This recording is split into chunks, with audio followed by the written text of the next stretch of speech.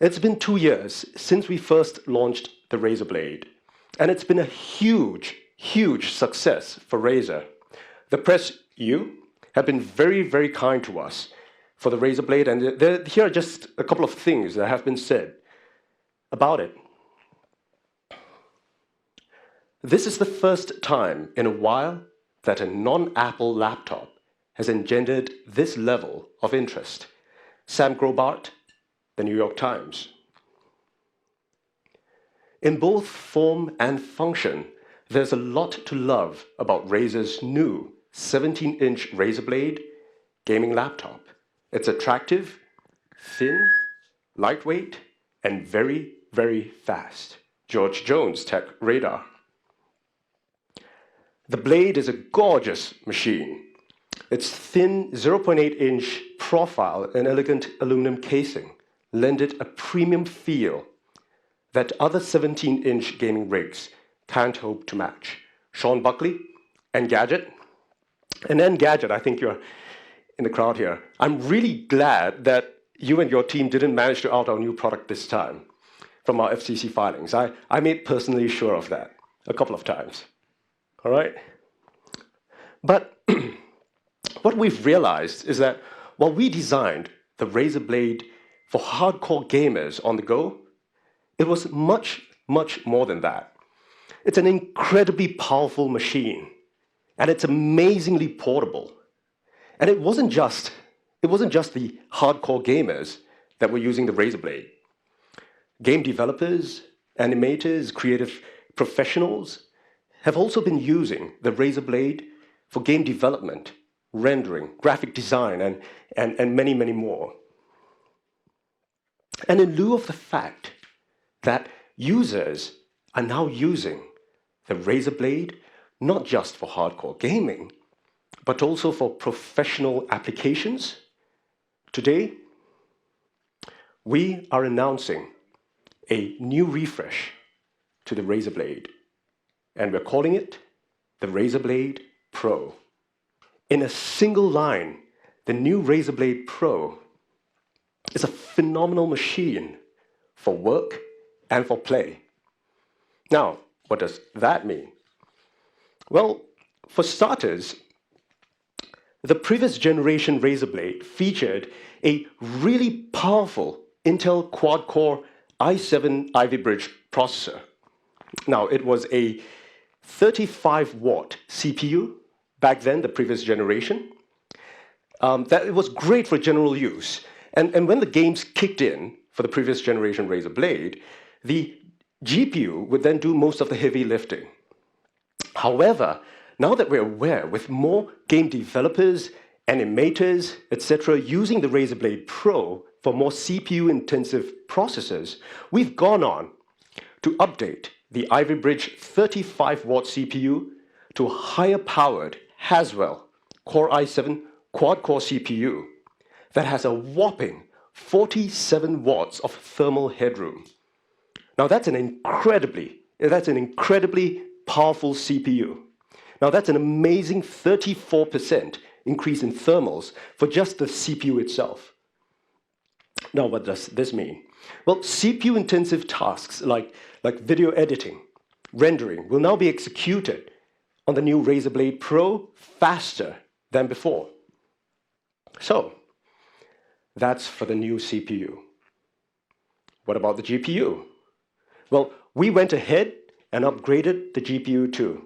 From the previous generation's GTX 660M, we've now bumped it up with our friends at NVIDIA to the all-new GTX 765M. And this GTX 765M, it's an amazingly powerful GPU. It's a step up in the enthusiast class, and it's one of the most powerful GPUs in the world.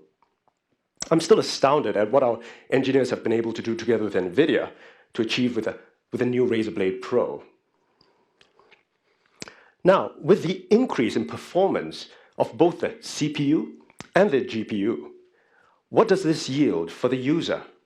Well, it is hard to believe, but the new Razer Blade Pro is up to 2 times faster than its predecessor. These things are screamers. So here are a couple of benchmarks, 3D Mark benchmarks for the new Razer Blade Pro versus its 2012 predecessor. In 3D Mark Vantage, it's up to 1.5 times higher. For 3D Mark 11, it's up to 1.7 times higher. It's amazingly fast. Now, we've got a much more powerful CPU. And we've also updated the GPU. What else did we do with this refresh? Well, one of the things that we've heard from our users was that they wanted more battery life out of the Razer Blade Pro. So, we've increased the battery capacity of the new Razer Blade Pro from a 60 watt-hour battery that was in a previous generation to a 74 watt-hour battery. That's a stunning increase of almost 25% for the battery capacity.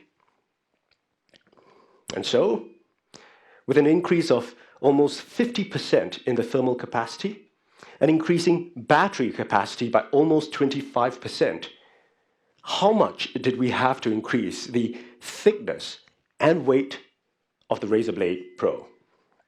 Well, let me show it to you.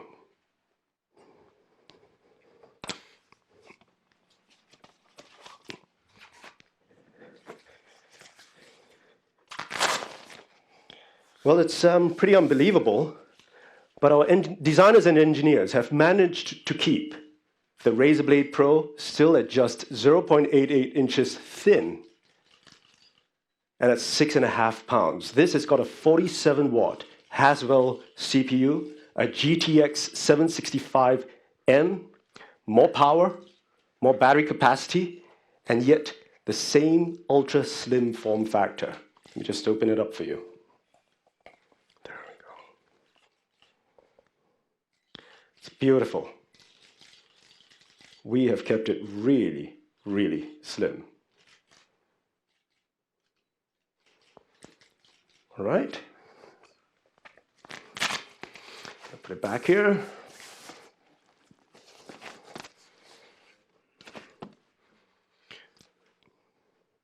So, again, it just measures only 0.88 inches thin, and it weighs only 6.5 pounds. And it packs more performance per cubic inch than any other 17-inch laptop in the world. It's a beast. Now, what is performance per cubic inch? It's a new metric that we believe in here at Razer. Simply put, it's how much performance we can reliably engineer into the smallest possible volume. Performance per cubic inch. And we've gone on from a hybrid SSD hard disk solution in the previous generation to an all SSD solution for the new Razer Blade Pro. It's 4 times faster than traditional hard drives. It's screamingly fast. And it comes standard with 128 gigs of SSD, but we'll also have options up to 256 and 512. It just boots in a flash. It's incredible. And one of the things our users loved about the Razer Blade Pro was the screen. It's got a gorgeous screen. It's 17.3 inches. It's LED backlit, and has a native resolution of 1920 by 1080, full HD. It's got one of the most beautiful screens in the industry today, and it's matte. Now, I would like to focus on something that makes the Razer Blade Pro truly, truly special. It's a revolutionary, and I'm sure you guys have seen it, Switchblade user interface. 10 dynamic adaptive tactile keys, and an ultra-sensitive trackpad with a cell phone quality screen under it. And the Switchblade user interface, or the SBUI as we call it, has numerous applications. And here are just some of the applications that are already available on the Switchblade user interface today.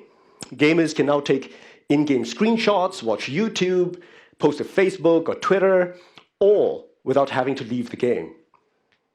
And game-specific applications have already been launched for games like League of Legends, Battlefield 3, Counter-Strike, Team Fortress 2, and many more are available. And we've also got the Switchblade user interface SDK available for third-party developers, and developers have been developing on it for their very own applications. And today, we're really excited because we are launching a whole new suite of applications for work, for creative professionals. And many of the most popular titles in creative software that I'm sure many of you are familiar with, like Photoshop, GIMP, Maya, and more, will be getting Switchblade applications. So I am going to have our Director of Marketing for Systems, Mr. Heathcliff Hatcher, to do a little short demo for us. Heath? Thank you so much, Min. Good afternoon, everyone. How are you guys doing? This is our Switchblade user interface, and what I'm showing you here is a little welcome screen on the Switchblade UI through Adobe Photoshop. The first button here I can select is our layer tool. It allows you to see the different layers that I have going on and how they're applicating. If I don't want that, I can go back directly to, and we have an undo menu. The undo menu actually allows you to go back in and go back through your history channel, so all the history of the applications and where you're going will allow you to, if you make a change, if you want to scroll back through that and select something else to remove it. If you want to, in this layer tool, turn a layer off and on, you can. And then we have a Swatches tool as well that allows you to go into the Swatches applications area. And as you can see, swatches are really small on the screen, so if you want a larger view of what that's going to be and be able to see a little bit better idea of what the color is going to be, you'll be able to see that through the Swatches menu. So you have a larger swatch menu there. We offer this as well as other applications for the Switchblade UI. So we have applications for GIMP, for Maya. And you can see that you can also customize the dynamic tactile keys with the apps that you use the most. So we really appreciate that, and I'll turn it back over to Min. All right, thank you, Heath. Thank you, sir. And you guys can try out the applications afterwards outside, and we'll take you guys through it. So, in summary, what is the new Razer Blade Pro? Extreme performance. It's got a 4th generation Intel quad-core i7-47-watt CPU, formerly codenamed Haswell. It's got an NVIDIA GeForce GTX 765M. It's an incredible GPU. Comes standard with 128 gigs of SSD. It's still got the same ultra-thin form factor, despite the additional power, despite the additional battery capacity. We've managed to keep it the same, 0.88 inches thin, and at 6.5 pounds. And we've also got the same compact power supply. It's still 2 years out. It's still the smallest 150-watt power supply out there. All right, it's a third the size of the other power supplies in the market. For work and play, we've designed it with the 17-inch LED Full HD screen. It's a beautiful, gorgeous screen. We've got the Switchblade user interface and all the new professional-grade applications that will be available from today. So, extreme performance in an ultra-portable form factor. The Razer Blade Pro is the first gaming laptop that's ready for work and play. But don't just take our word for it. Well, we've heard from some of our really good friends in the industry about how they use the Razer Blade Pro for game development, animation, video editing, and more. So why don't we have a look? Right away, you can tell that the creators of the Razer Blade Pro are absolute gamers themselves. I mean, this thing is sleek. There's just nothing else out there with this kind of performance and power in this slim form factor. It doesn't feel sort of cheap or anything, it sort of feels classy. In the world of gaming laptops, I would say 98% of them are giant, ridiculous monstrosities. Those things were as thick as a biology textbook. I mean, some of the AC adapters were the size of a brick. I mean, I guess they call it a power brick for a reason. From a laptop form factor, the Blade's probably the sort of best combination of a gaming laptop that isn't too massive. You can get that sort of holy trinity of performance and portability and also ease of use that you don't really get with other laptops. For us, we like to make our games as customizable as possible, and this allows us to take it one level deeper with the features of the Razer Blade Pro. And so it can play, run contemporary PC games really well, and also I can run 3ds Max pretty well on it. I can, be compiling, compiling starters and all the rest of stuff on it. Video editing efficiently is all about knowing your keyboard shortcuts. It's all about being able to have everything that you need to do at the tips of your fingers. And the Switchblade UI lets us bind macros and keyboard shortcuts right to my right hand as well, so I don't have to go to the mouse. It's work and play at the same time, and the Razer Blade is a one-stop shop for that. Great. So, when we first launched the Razer Blade some 2 years ago, it was our first foray. Despite the fact that we've been designing it for the past couple of years, it was our first foray into building systems. Everything was bespoke, custom made for us to Razer. And candidly, it cost a bomb. And when we first launched it, it was priced at $27.99. And despite the high price point, and what was great about it, it was still a commercial success.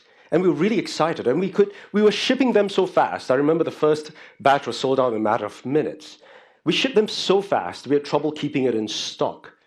And I know that's a common Razer problem that we're working on, all right? But it also allowed us back then to negotiate economies of scale. And when we refreshed our to the second generation Razer Blade, we were able to increase the power, we were able to increase the features, and bring the price point down from $27.99 to $24.99. And needless to say, the second generation Razer Blade has done insanely well for us too. And we'd like to thank our users and, of course, you, the press, for helping us get there.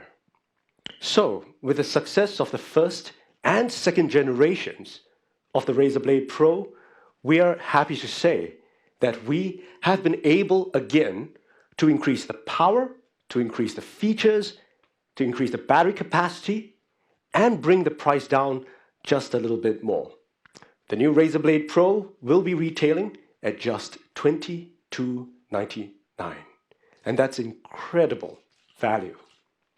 Pre-orders for North America will start at midnight on the 3rd of June, 2013, Pacific time, and we expect to ship in just 2 weeks. So if you're looking to get your hands on one, I suggest you stay up and log in your order early. We are expecting quite a bit of demand for this too. We're all gamers at Razer, and we believe in supporting game developers, the indies, the developers of games that we play ourselves. So today, we're announcing a new initiative to help game developers make even better games. We're going to have a special program for the Razer Blade Pro for the indie developers out there. So if you're an indie developer, and if you've got a successful Kickstarter for your game, we have a special price for the Razer Blade Pro for your studio at just $9.99. And that's something that it's only open to indie developers. Terms and conditions, of course, apply. But in short, we here at Razer want to help game developers and indies out there make even better games that we will play ourselves.